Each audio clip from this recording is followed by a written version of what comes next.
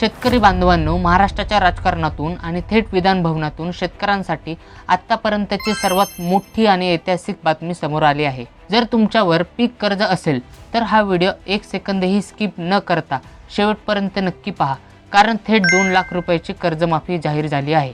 होय, चालू अधिवेशनात विरोधकांच्या अंतिम आठवडा प्रस्तावाला उत्तर देताना मुख्यमंत्री देवेंद्र फडणवीस यांनी मोठी घोषणा केली आहे। सरकारने स्पष्ट केलं की थकबाकीदार शेतकऱ्यांना बांधवांना दिलासा देण्यासाठी पुण्यश्लोक अहिल्यादेवी होळकर शेतकरी कर्जमाफी योजना अंतर्गत आता थकीत पीक कर्ज असलेल्या शेतकऱ्यांना चक्क 2 लाख रुपयांपर्यंत कर्जमाफी मिळणार आहे। होय, 2 लाख रुपये। या घोषणेतील सर्वात महत्त्वाची आणि मोठी बाब म्हणजे पूर्वी कर्जमाफीसाठी केवळ 50,000 रुपयांपर्यंतची मर्यादा विचारात घेतली जात होती, मात्र आता थेट 2 लाख रुपये करण्यात आली आहे। इतकंच नाही तर शेतकऱ्यांच्या मार्गातील अडथळा ठरणारी 2026-27 ची जे कडक नियम होते तो नियम सुद्धा योजनेअंतर्गत पूर्णपणे वगळण्यात आला आहे। पण यासोबतच ही मदत देताना राज्यातील बँकिंग व्यवस्थेला योग्य शिस्त लावणे आणि पारदर्शकता राखणे देखील गरजेचं असल्याचं सरकारने स्पष्ट केलंय। सरकारच्या या निर्णयामुळे राज्यातील लाखो शेतकरी कुटुंबांना मोठा आर्थिक दिलासा मिळणार आहे।